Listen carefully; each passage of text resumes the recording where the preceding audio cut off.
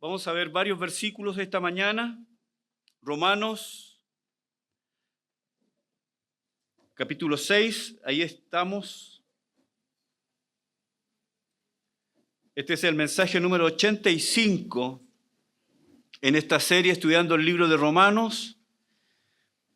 Y el título de este mensaje es Sepultados y resucitados con Cristo. Romanos, capítulo 6, verso 1 al 4. Pablo pregunta: ¿qué pues diremos? ¿Perseveraremos en el pecado para que la gracia abunde? Contesta en el verso 2: en ninguna manera, me genoito. ¿Se acuerdan de esa frase? Me genoito. De ninguna manera, que no se te ocurra. Saca esa idea de tu cabeza, que esto nunca llegue a acontecer. Y otros sinónimos, ¿no? Cuando Pablo dice en ninguna manera, que esto nunca ocurra, sácalo de tu cabeza, es espantoso, es una idea terrible. ¿Por qué? Responde, porque los que hemos muerto al pecado, ¿cómo viviremos aún en él?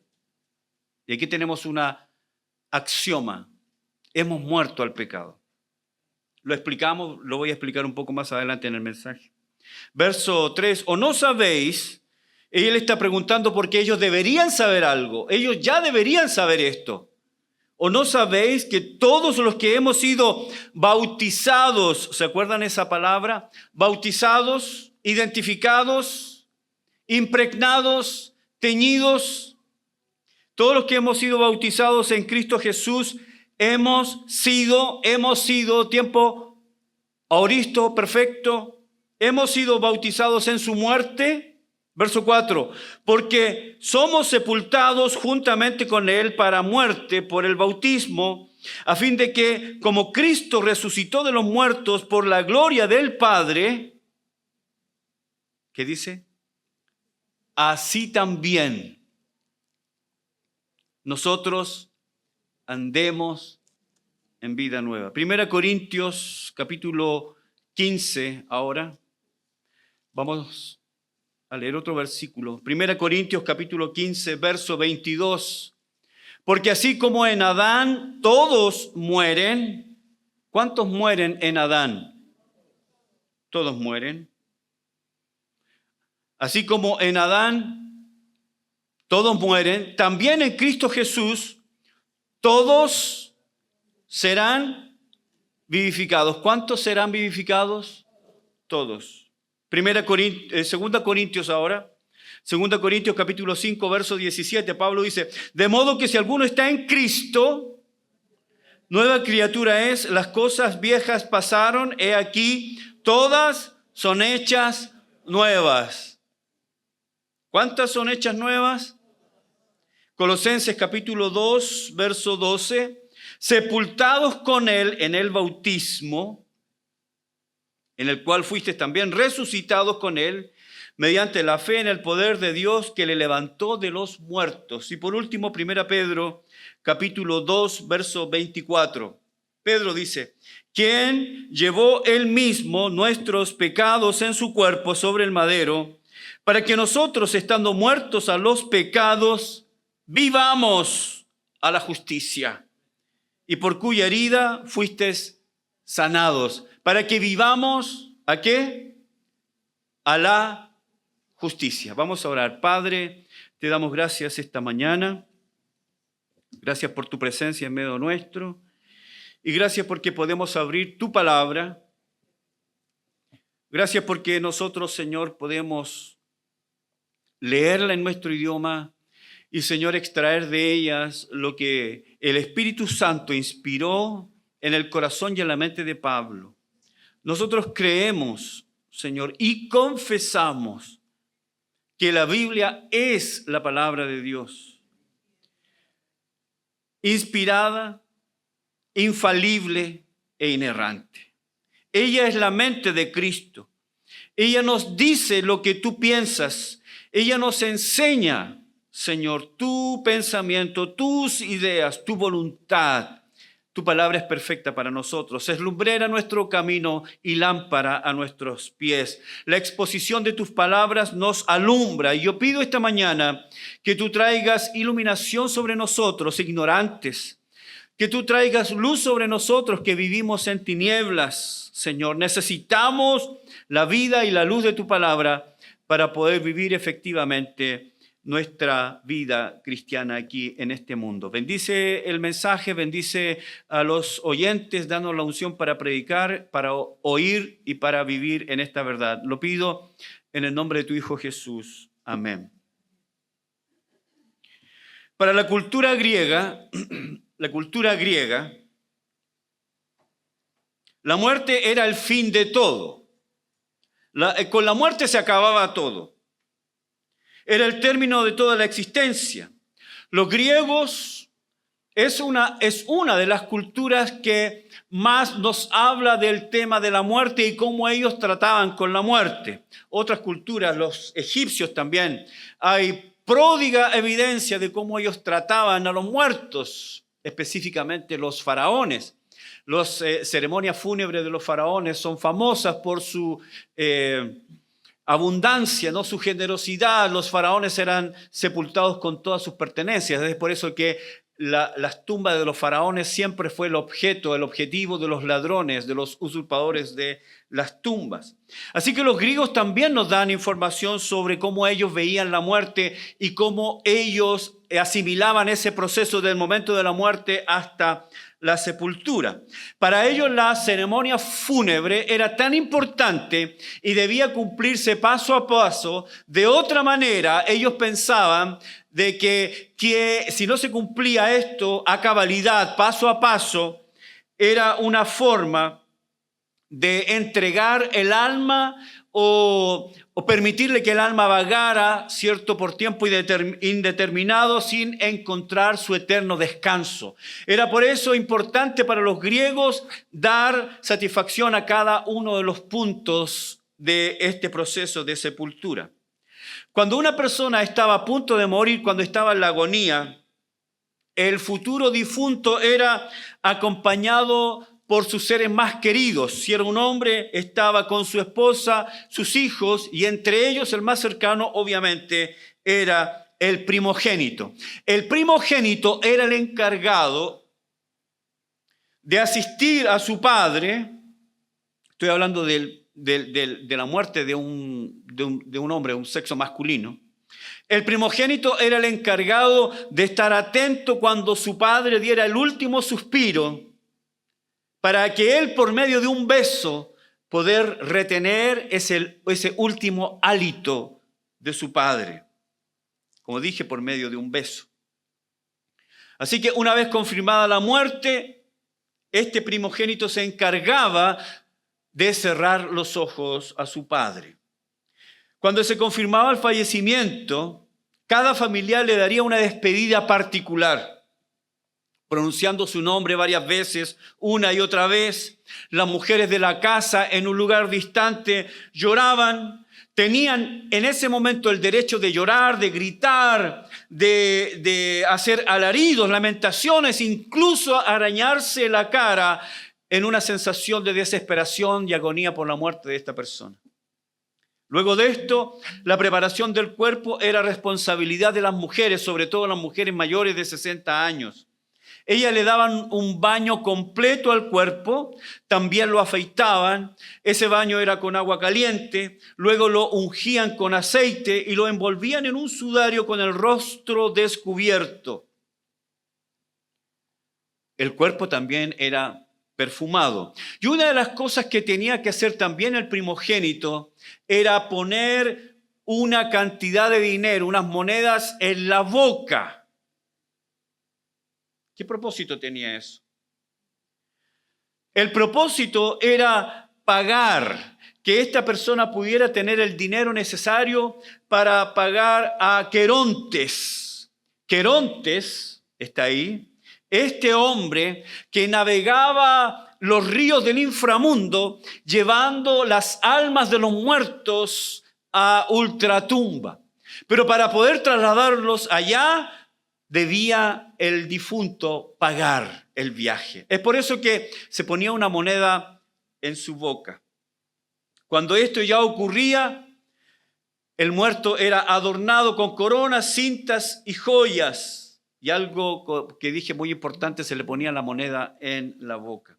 El velatorio duraba más o menos 2 o 3 días y se permitía solamente a los hombres poder participar de este evento. Una vez terminado el velorio, el cuerpo era llevado por calles secundarias, no por las calles principales, sino por calles secundarias hasta el lugar donde el cuerpo finalmente era cremado. Esto se cumplía a cabalidad de tal modo de permitir que las almas no vagaran en el aire. En nuestra cultura, nosotros hemos recogido algo de esas culturas ancestrales. Me acuerdo años atrás y parece que todavía se usa en algunas partes, parece principalmente en el campo, que se ponía un vaso de agua bajo el ataúd. Esto es recogido de la cultura griega. Los griegos ponían un vaso de agua, pero no bajo el ataúd, bajo la mortaja, ni cerca de ellos, sino a la salida de la casa. Y el sentido era que cuando ellos entraban y veían a un muerto, los griegos pensaban que el agua de toda la casa había sido contaminada con la muerte. Así que quien bebía del agua de la casa podía contaminarse con la muerte. Así que se ponía un vaso de agua fuera de la casa y agua de otra casa, no de la casa del muerto, sino de otra casa, para que la gente cuando saliera pudiera cumplir con el ritual del lavamiento, de la purificación. La muerte, hermanos, es algo de lo que hemos venido hablando estos últimos domingos, porque el apóstol Pablo nos ha hablado, nos ha dicho, nos ha claramente dicho de nuestra muerte juntamente con Cristo. Pablo, recordemos, ha iniciado el capítulo 6 del libro de Romanos aclarándonos, dándonos a entender claramente de que es imposible para un cristiano, es algo que no se puede dar en un cristiano, el abusar de la gracia como ocasión para el pecado.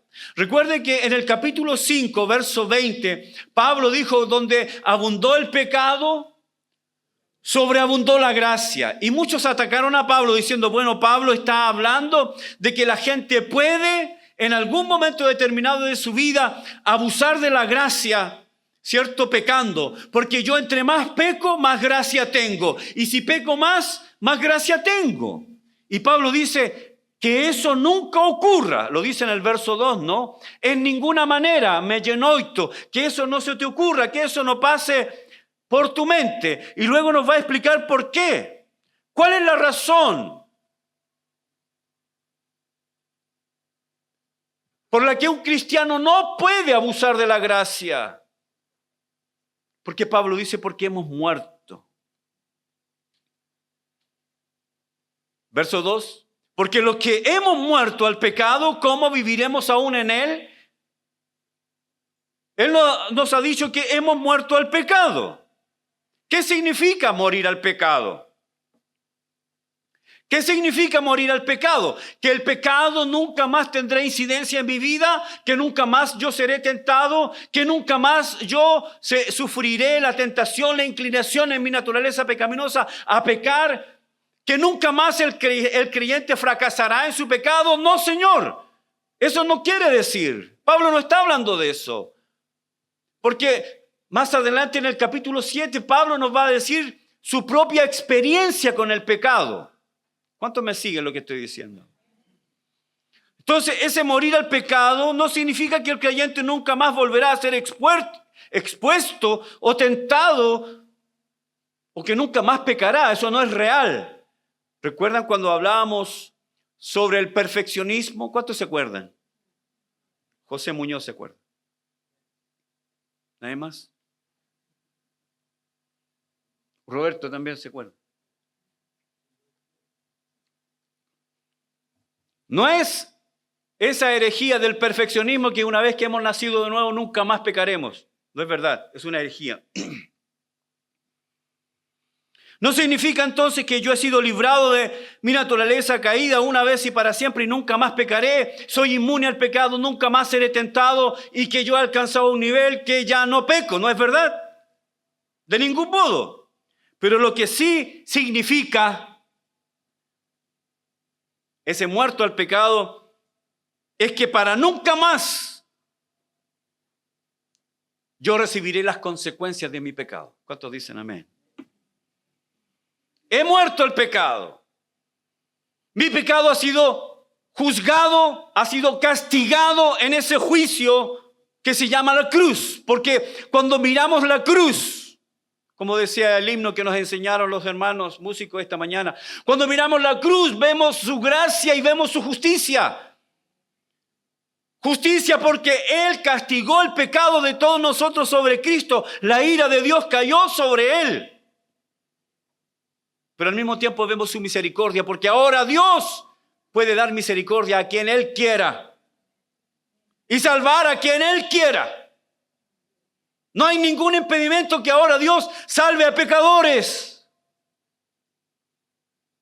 ¿No te parece increíble que Dios es el que justifica a pecadores? Romanos capítulo 4. ¿Cuántos son pecadores acá? Él justifica a pecadores. Y eso ocurre, hermanos, esto ocurre porque el creyente, el Hijo de Dios, ha sido identificado con Cristo. Espérenme.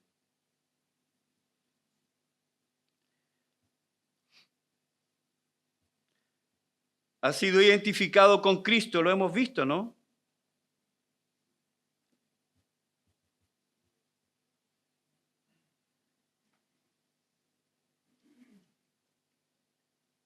Tic-tac, tic-tac. Se me fue Roberto.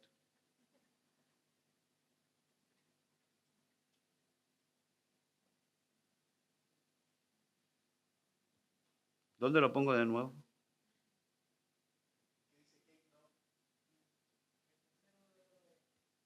Ahí está. Gracias. Todavía me pilla la tecnología. Pero la Biblia nos dice, hermanos,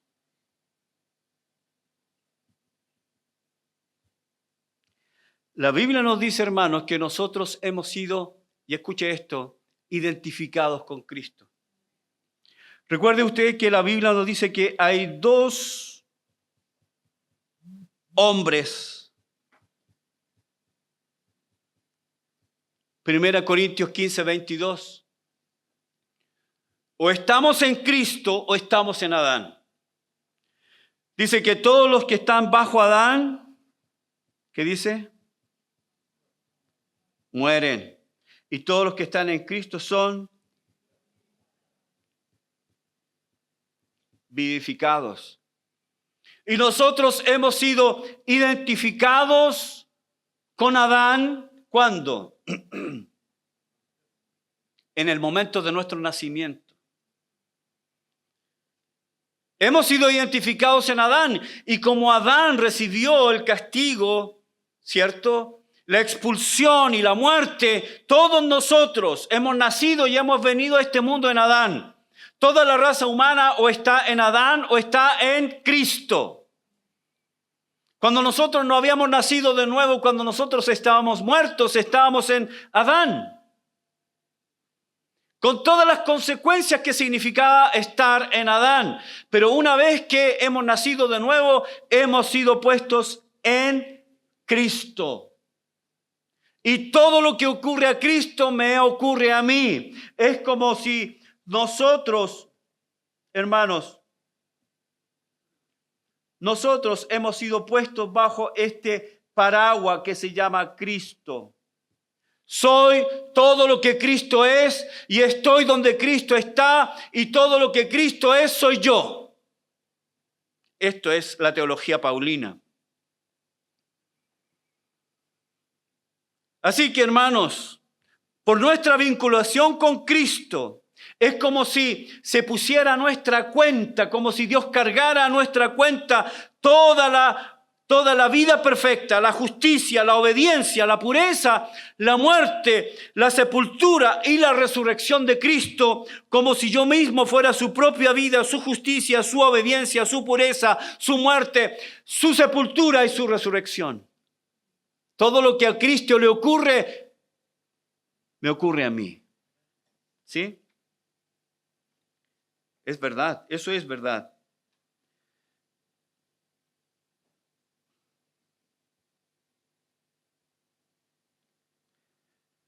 Ahora, Pablo nos va a enseñar algo en el versículo 4. Vamos a Romanos capítulo 6, verso 4.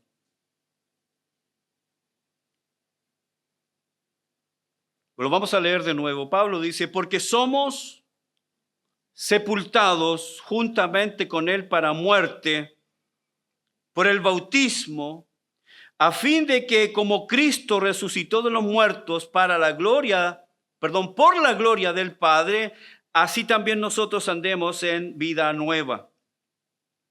Nuestra versión Reina Valera, inicia con la palabra ¿por qué? Ese por qué es una conjunción en el griego. Y esa conjunción cumple la función de conectar. El versículo 4 comienza con un porque somos. Ese por qué es una conjunción que cumple la función de conexión. En otras palabras, el verso 4 está conectado con el verso 3. Lo que Pablo comenzó a enseñarnos en el verso 3 lo va a continuar en el verso 4. No son ideas diferentes, son ideas una tras otra. Y Pablo nos está dando una tras otra, una tras otra. Es una continuación lógica de lo que él ha dicho anteriormente en el verso 3. Entonces nosotros podríamos leerlo de la siguiente manera. Por tanto, debido a que hemos sido identificados, recuerde, hemos sido puestos en Cristo, identificados con su muerte mediante el bautismo, hemos sido también sepultados juntamente con él. Recuerde que Pablo ha dicho que nosotros hemos muerto. Cuando Cristo murió, yo morí, porque yo fui puesto por un milagro divino en el Monte Calvario. Y tú podrás decir, pastor, ¿de dónde saca eso? De lo que Pablo nos enseña. Nosotros hemos sido identificados con Cristo vitalmente, de modo que si alguno está en Cristo, nueva criatura es. Entonces yo he sido puesto en Cristo y cuando Cristo vivió su vida perfecta, yo viví una vida perfecta. Cuando Cristo obedeció al Padre, yo obedecí al Padre. Cuando Cristo fue castigado con la ira de Dios, yo fui castigado. Solo que yo no recibí empíricamente lo que ocurrió en la cruz. Pero posicionalmente estaba ahí. ¿Cuántos entienden eso? Hermanos, esto es algo que nosotros debemos entender por fe.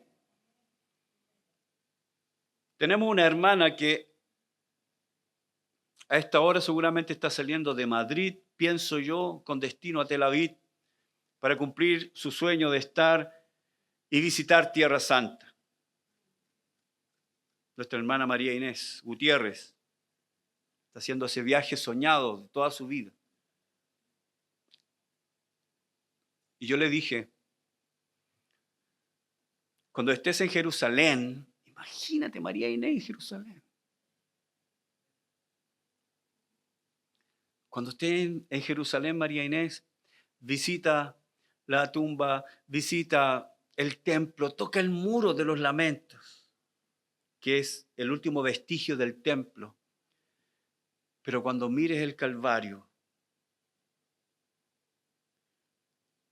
cuando te llevan al Calvario, piensa, ahí murió mi Salvador. y ahí mis pecados fueron pagados.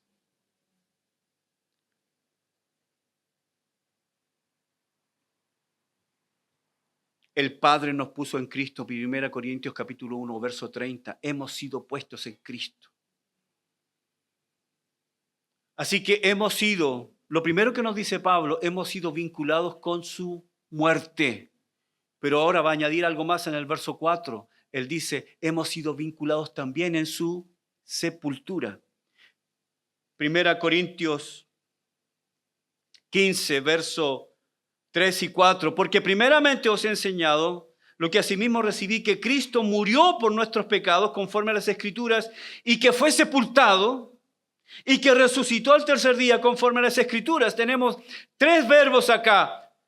Murió, fue sepultado y resucitó. Entonces Pablo menciona no solamente que cuando Cristo murió yo morí, sino que cuando Cristo fue sepultado. Piensa en eso, por favor. Y de nuevo te digo, esto es una cuestión de fe. ¿Por qué lo creo? ¿Por qué lo creo con todo mi corazón? ¿Porque lo he experimentado? Nunca lo he experimentado. No es una cuestión de experiencia. Hermanos, qué pena que muchos cristianos vivan por experiencias y no por fe. ¿Qué dice Pablo en capítulo 1, versos 16 y 17? Que el justo vivirá por experiencias. El justo vivirá por emociones. El justo vivirá por lo que le toque el día a día. No, Señor. Pablo dice que el justo vivirá por fe. Y la Biblia a mí me dice que yo he sido puesto en Cristo y que cuando Cristo murió yo morí. Y he muerto el pecado. El pecado ya no tiene esa sentencia sobre mí. Yo no moriré eternamente. Puedo morir físicamente. Mi cuerpo puede ser puesto en la tierra, pero mi alma y mi espíritu vivirán para siempre en la presencia de Dios. ¿Sabe por qué? Por lo que Cristo hizo. Por lo que Cristo hizo. Pero hay creyentes que están tan atrapados a su experiencia. Si están felices, entonces Dios es tan bueno conmigo. Si están tristes y viven situaciones complicadas, entonces su cristianismo tambalea. ¿Sabe por qué? Porque les han enseñado a vivir por experiencia. Esto es por fe. Por favor, créalo. No me crea a mí, créale a la Escritura. Pablo dice que hemos sido sepultados juntamente con Él. Esa frase, sepultados juntamente con Él, es una sola palabra en el griego. Es la palabra sun etaphemen. Sun etaphemen. Y está en el aoristo. Mire, escuche esto. Aoristo indicativo pasivo. Ya lo voy a explicar. Esta palabra es una palabra compuesta, se fijan aquí, sun, que quiere decir junto con, unido a. Y luego el verbo tapto, que quiere decir enterrar, participar de la muerte. Cuando estas dos palabras se unen, este prefijo sun y el verbo tapto se unen, forman esta palabra juntamente sepultado o sepultado juntamente con. Y aquí de nuevo Pablo trae a nuestra mente, de aquí nuevamente Pablo trae a nuestra conciencia. Él nos quiere golpear con esta verdad de que hemos sido vinculados vitalmente a Cristo de tal manera que cuando Él murió yo morí y cuando Él fue sepultado en la tumba de José de Arimatea, yo fui sepultado con Él. El verbo significa entonces enterrar, realizar los ritos funerarios, enterrar con. Y en este verbo Pablo usa de hablar de nuestra sepultura con Cristo. Significa la participación del creyente en la muerte de Cristo y su sepultura, en virtud de nuestra unión inquebrantable con Él. Hemos sido puestos en Cristo y esa es nuestra realidad para siempre. Qué increíble, ¿no? ¿Cuántos dicen amén por eso? Mi experiencia no cambia lo que Cristo hizo. Mi experiencia no cambia lo que el Padre ha hecho.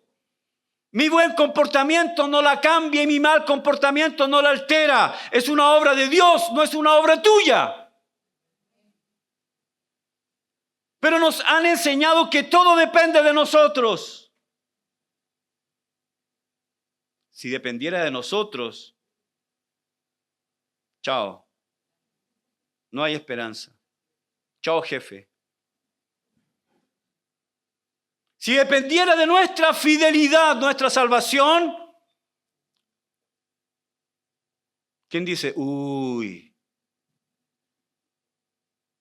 no hay esperanza. No hay esperanza. Entonces, hermanos, yo también he sido sepultado con Cristo. No solamente he muerto, sino que he sido sepultado con Él. Y ahora cuando Pablo usa el tiempo aoristo es un pretérito, algo que ocurrió en el pasado, un punto en el pasado, un punto. No se puede alterar, no se puede cambiar, no progresa, no disminuye, está hecho. Sin cambio. Ya Cristo murió, no necesita seguir muriendo. Fue sepultado, ya no necesita seguir siendo sepultado. Como la herejía de la misa católica. Que Cristo muere y muere y muere y muere cada vez que hay misa. Por eso se llama el sacrificio de la misa. Por eso hay un sacerdote, por eso hay un altar. En la iglesia católica tú entras y no ves un púlpito, ves un altar. Porque el centro de la religión católica es un altar, es un sacrificio, en donde el pan que tiene forma de pan, gusto a pan, forma de pan, pesa como pan, huele a pan, pero por el dogma de la transubstanciación se convierte en el cuerpo de Cristo, literal. Y ese vino que tiene forma de vino, gusto a vino, se convierte en la sangre literal. Lo que hacen los creyentes católicos es, de acuerdo a su fe, canibalismo. Están comiendo a Cristo. ¿Ustedes sabían que los sacerdotes egipcios comían a los dioses? Se comían a los dioses. Hacían dioses de galleta, de masa. Los consagraban y luego los comían para ser alimentados por sus dioses. Este es el principio de la misa católica.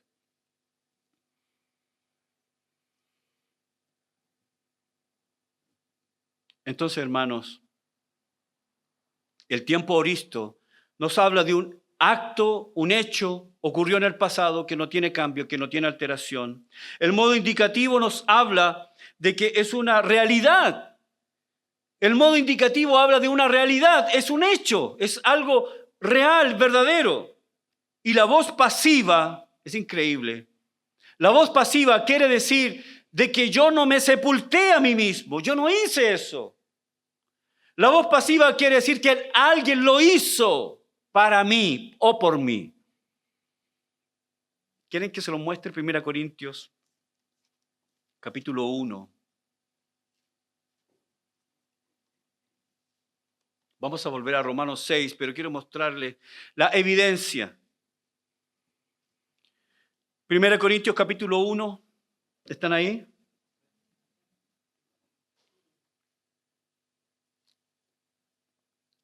Primera Corintios capítulo 1, verso 30. Mas por Él, ¿quién es Él? Dios. Lo dice el verso 28. Que Dios escogió lo vil de este mundo y lo que no es para deshacer lo que es, a fin de que nadie se jacte en su presencia, está hablando de Dios. Mas por Él, ¿quién es Él? Dios. Estáis vosotros en Cristo Jesús. Yo estoy en Cristo no por una obra mía. Yo he sido puesto en Cristo no por algo que yo hice. Yo he sido declarado muerto no por una cosa que yo hice. Y yo he sido sepultado no por algo que yo haya hecho. Eso es lo que indica claramente la voz pasiva. Yo he sido sepultado. Ustedes me ven aquí, pero Dios me ve en Cristo, en la sepultura. ¿Cuántos entienden eso? Es fe, pero no una fe al aire, es una fe en lo que Pablo nos ha dicho. El creyente entonces ha sido identificado no solamente con la muerte de Cristo, sino también con su sepultura. Si Cristo fue sepultado, como dije, en la tumba de José de Arimatea, yo estaba ahí, también fui sepultado. Esto es un hecho. Por eso el aoristo indica un hecho.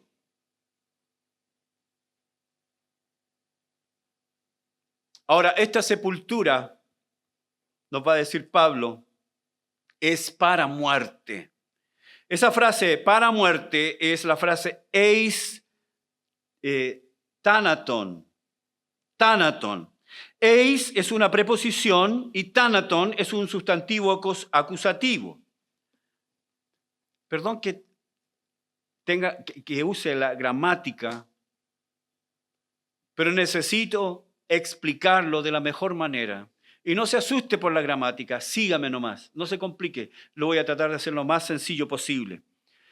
Cuando hay una preposición y luego un sustantivo acusativo, esa preposición eis indica movimiento, indica una dirección, indica un punto, un objetivo. Nos estamos moviendo allá.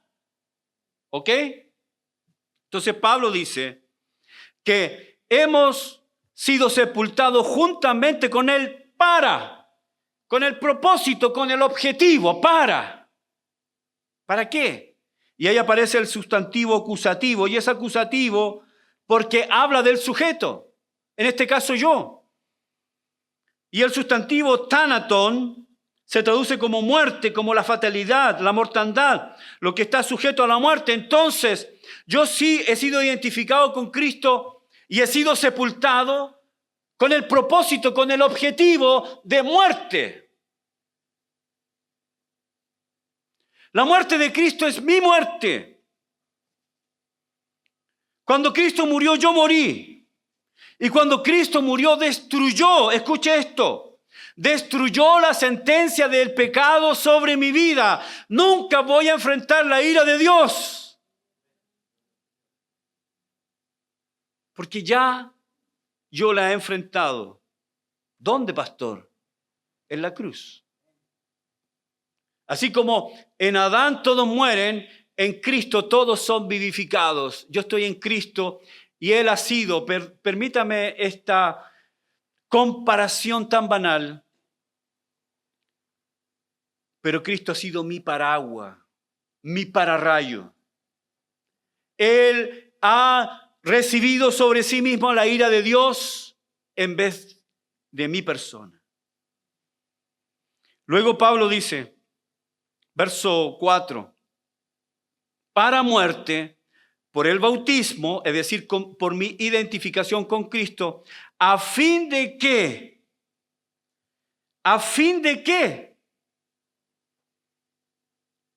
he sido identificado con Cristo para muerte. ¿A fin de qué? Y esa es una conjunción que denota resultado, fin, propósito. He sido identificado con la muerte de Cristo.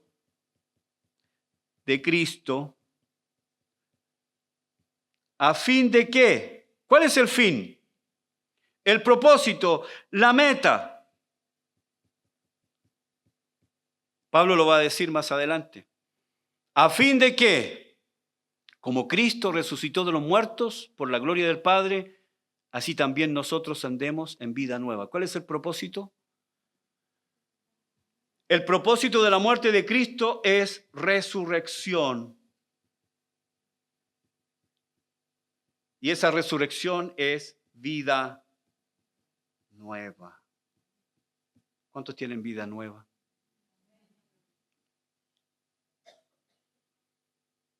Entonces, de la misma manera como Cristo murió, fue sepultado, lo que luego Pablo dice, resucitó.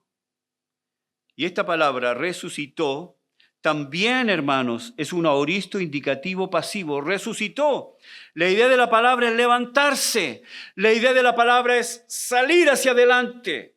Hermanos, recuerden lo que en el libro de los Hechos nos dicen, que Cristo venció la muerte. La muerte no tenía el poder sobre Cristo. La muerte no pudo retener a Cristo en la tumba. Y eso es lo que celebramos cada domingo de resurrección. Cristo resucitó. ¿Y sabe por qué resucitó? Pablo dice que Él es primicia. Pero si nosotros pensamos, ¿es la primicia? ¿Es el primero en resucitar? Tenemos varios ejemplos de resurrección anteriores a eso, ¿no? Tenemos un joven, un niño, de esta mujer en el Antiguo Testamento. Elías, ¿se acuerdan? Cuando lo resucitó. Tenemos otra resurrección, la famosa resurrección de Lázaro. Lázaro, ven fuera. Resucitó. Entonces, ¿por qué Pablo dice que Cristo es primicia si no es el primero?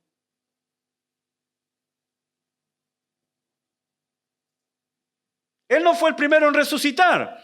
Tampoco fue el último.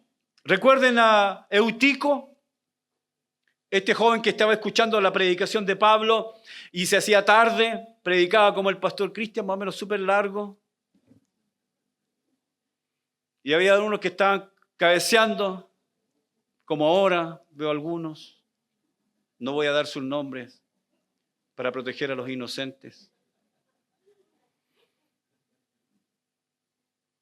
Y estaba ahí Eutico y finalmente se durmió y cayó y murió. ¿Y se acuerdan qué hizo Pablo?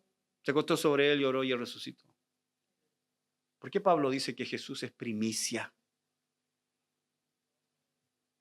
Porque todos ellos, Lázaro, el hijo de esta mujer, el hijo de la viuda de Naín, que lo estaban llevando a la sepultura, y Jesús fue conmovido por el llanto de esta mujer y resucitó a este joven. Eutico, Lázaro, ¿saben lo que pasó con ellos? Volvieron a morir. Fueron resucitados, pero fueron resucitados para volver a morir. Pero nuestro Cristo resucitó, se levantó de la tumba, venció a la muerte y nunca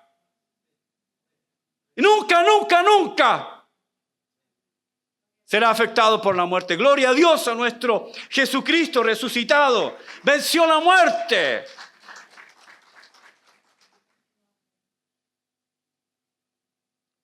En eso es primicia. Porque si el Señor no viene antes, cada uno de nosotros va a enfrentar la muerte. Pero como dice la Escritura, los muertos en Cristo resucitarán primero. Y como Él resucitó y ya la muerte no tiene incumbencia sobre Él, la muerte, la enfermedad, el dolor y el sufrimiento nunca más tendrá injerencia en nuestra vida. ¿Cuántos dicen amén? Así que nuestro Señor resucitó. No solamente somos identificados con la muerte de Cristo, no solamente somos identificados con la sepultura, sino que, gloria a Dios, también somos identificados con su resurrección. Y Pablo lo dice claramente. Acompáñame a Efesios, vamos a correr ahora. Efesios capítulo 2.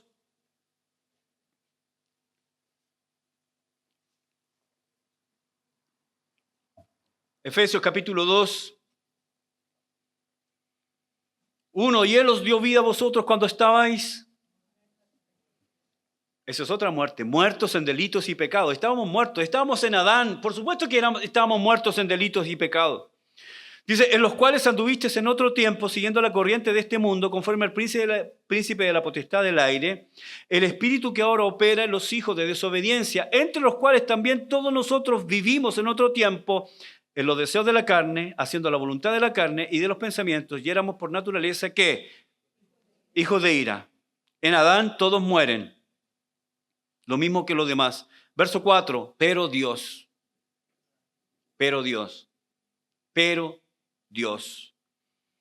que es rico en misericordia, por su gran amor con que nos amó, aun estando nosotros muertos en pecado, nos dio vida nos vivificó, nos dio vida, juntamente con Cristo, por gracia sois salvos, y juntamente con Él nos resucitó, y asimismo dice, nos hizo sentar en los lugares celestiales con Cristo Jesús. No solamente nos resucitó, sino que nos hizo sentar en los lugares celestiales con Cristo Jesús. Gloria a Dios por eso.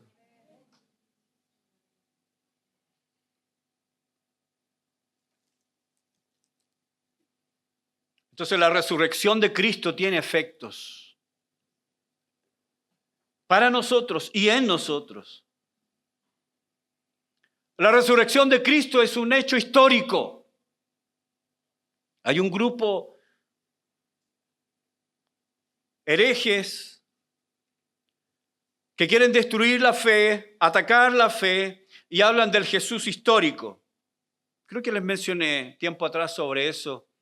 Y es esta corriente que enseña de que hay un Jesús histórico y hay un Jesús mito. Y dicen que el Jesús verdadero, el relatado, es el relatado de los 4 evangelios, nada más. Pero en el tiempo apareció un fanático, un lunático, un extremista llamado Pablo, Saulo de Tarso, que elevó la imagen de Cristo a niveles superlativos y lo hizo Dios. Y habla de Cristo de la manera de cómo habla un fanático, la verdad. Entonces, esta teología, esta herejía nos quiere enseñar de que no era tan importante, no era tanto, sino que este fanático de Pablo. Hermanos, Pablo describe de una manera concreta y real a nuestro Cristo glorificado. La muerte de Cristo es un hecho real, medible y tangible. Hoy día en la mañana estaba leyendo porque estoy en ese grupo y leo lo que ellos dicen. Y estaban hablando que no hay evidencia histórica de Jesucristo. Todo fue una ficción en el siglo I de los fanáticos que siguieron a Pablo. Y hubo una respuesta a ellos. ¿Y qué es lo que dice Plinio? ¿Qué es lo que dice el mismo, las cartas de Pilatos? Cartas del mismo Imperio Romano. No solamente la Biblia habla de Cristo, sino hay varios otros autores seculares que hablan de Cristo. Hermanos, todo eso ha sido escrito para querer destruir nuestra fe o la fe. Pero hay un hecho histórico. Y es que Cristo murió, fue sepultado y resucitó. Y Pablo dice esto. Y quiero que nos quedemos en este pensamiento. Volvamos a leer Romanos 6:4. Porque somos sepultados, ¿qué dice? Juntamente con Él, con el propósito, con el objetivo de muerte. Y esto es por medio del bautismo, es decir, por nuestra identificación con Él, a fin de que, como Cristo resucitó de los muertos por la gloria del Padre, así también nosotros andemos en vida nueva.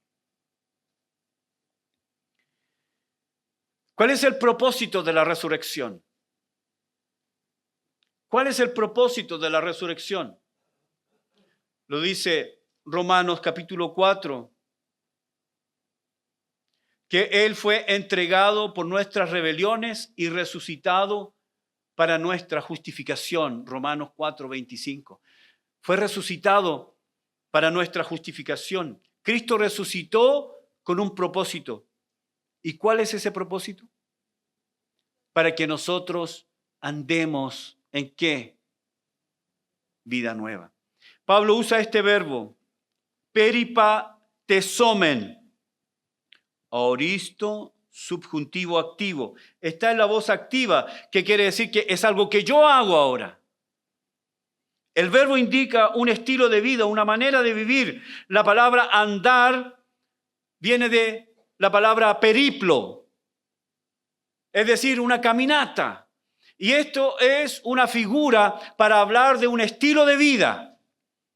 Lo que está diciendo Pablo acá es que Cristo murió, yo morí, Él fue sepultado, yo fui sepultado, y Él resucitó, yo fui resucitado. Pero fui resucitado para que yo ande en vida nueva. El aoristo y el subjuntivo, cuando se unen, el aoristo subjuntivo da la idea de que, vamos hermanos, comencemos a andar.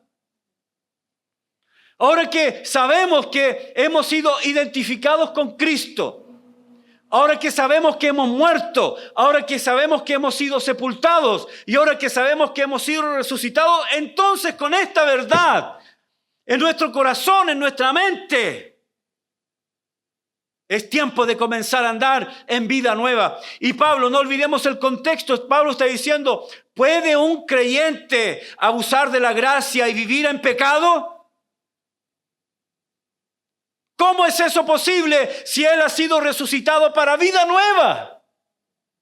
No ha sido resucitado para vivir en pecado.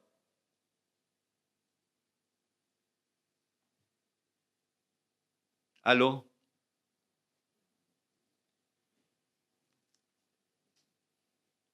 ¿Está enojado, pastor?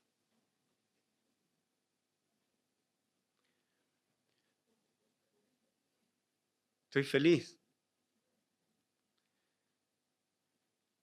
Yo no puedo abusar de la gracia. Yo no puedo. No debo. Abusar de la gracia, no importa, Dios me ama, Dios ama a todos. Yo he muerto, he sido sepultado, he sido resucitado con el propósito, con el fin, con el objetivo de vida nueva. Es lo que dice Pablo, ¿no? Andemos en vida nueva. ¿Qué significa eso? ¿Cómo entonces alguien puede justificar su pecado diciendo estoy en la gracia, estoy en la gracia, estoy en la gracia? Eso es una desgracia. La gracia ha sido dada, Tito capítulo 2, verso 11, la gracia ha sido dada para que nosotros vivamos en este mundo sobria, justa, piadosa y expectantemente. No estoy diciendo con esto que el cristiano no va a enfrentar tentaciones y luchas y muchas veces va a caer. No estoy diciendo eso. Lo que estoy diciendo es que algunos cristianos abusan de la gracia. Pero como enseñamos la otra vez, cuando un cristiano verdadero peca, le duele. ¿O no? ¿Te duele pecar? ¿Se acuerdan lo que pasaba en la iglesia en Corintios, 1 Corintios capítulo 5, que había un hombre que vivía en inmoralidad evidente? ¿Se acuerdan? ¿Cuántos se acuerdan? ¿Y qué es lo que hacía la iglesia? Se jactaba. Y Pablo dice, ¿y ustedes se jactan de eso? De algo que ni siquiera se nombra entre los mismos paganos. ¿Ustedes se jactan de que alguien, un joven, un hijo, tenga la mujer de su padre? En otras palabras, la madrastra. Y la iglesia estaba... ¿Sí? ¿Qué pasaba con esa iglesia? A mí no me habría gustado ser pastor de esa iglesia, de hecho. ¿Pero qué pasaba con esa iglesia? Se jactaba. Pablo dice, ustedes están mal. Ustedes están mal. Ustedes se jactan de eso. Y Pablo dijo, este hermano tiene que ser disciplinado, corregido. La iglesia tiene que ser corregida. No, es que aquí en esta iglesia hay tanta gracia, Pablo. Hay tanta gracia. Estamos tan contentos con la gracia. Pero es una gracia mal entendida porque la gracia nunca fue dada para que las personas vivieran como quieren. Cuando un cristiano peca, le duele. Cuando un cristiano verdadero peca, le duele. Que el Señor nunca nos permita pecar sin vergüenza. Que cuando tú peques, digas, Señor, por favor, que nunca peque y me dé lo mismo. Eso es un indicador de un cristiano que está vivo. Un cristiano que está vivo no es que no peque nunca, sino que cuando peca le duele. Como nos comentaba la Elizabeth del viernes en el grupo casero. ¿Se acuerdan? Ella decía, yo hacía estas cosas antes y me daba lo mismo, pero ahora me duele. Evidencia de haber nacido de nuevo. ¿Cuántos me entienden lo que digo? Así que el Señor murió, yo morí. El Señor fue sepultado, yo fui sepultado. El Señor resucitó, yo fui resucitado para vida nueva. ¿Qué es andar en vida nueva? ¿Qué es vivir en vida nueva? Bueno, de eso es lo que vamos a hablar el próximo domingo. Vida nueva. Hay una canción, ¿no? Vieja. De mis años de creyente. Permítame una licencia, por favor. Pero quiero compartir con ustedes algo. Hace 39 años atrás. ¿Quién dijo eso?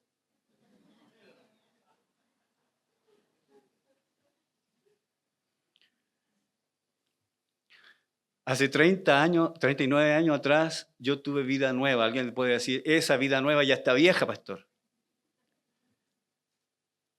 Ese 25 de septiembre del año 1983, el Señor me llamó a sus caminos. Y hoy, de eso, son 39 años. Gloria a Dios por eso. Desde ese día tengo vida nueva. Esa vida no se ha agotado. Esa vida no se ha marchitado. Esa vida es vida vivificante. Cuando nosotros hemos nacido de nuevo, Él nos dio vida nueva. Vida nueva, no vida añeja.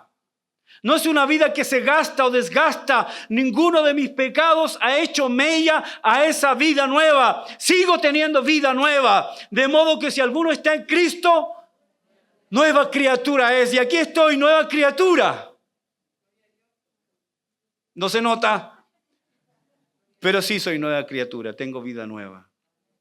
De eso es lo que vamos a hablar el próximo domingo. Padre, gracias por esta mañana. Te damos gracias por tu palabra. Ayúdanos a guardar estos tesoros, Señor. Yo he sido identificado con Cristo por medio del bautismo. Y como he sido identificado con Cristo, yo he muerto cuando Cristo murió. Yo he sido sepultado cuando Cristo fue sepultado. Y yo he sido resucitado cuando Cristo resucitó. Y ahora que he sido resucitado, tengo vida nueva. Y tú quieres que andemos, que comencemos a andar hoy. Comencemos a andar en vida nueva. Hoy, mañana, comencemos a andar en vida nueva. El martes, comencemos a andar en vida nueva. El miércoles, comencemos a andar en vida nueva. Es una vida que no se agota. Es una vida que no termina. Es una vida nueva, vida divina. Oh Dios, te adoramos. Como Adán y Eva tuvieron la oportunidad de comer del árbol de la vida y escogieron comer del árbol de la ciencia del bien y del mal, yo quiero esta mañana seguir comiendo del árbol de la vida. Seguir siendo vivificados por ti, Señor. Te damos gracias por esta tu palabra. Guárdala en nuestro corazón. Ayúdanos a atesorarla profundamente. Te agradecemos y te bendecimos y te honramos. en el nombre de tu Hijo Jesús. Amén, amén, amén.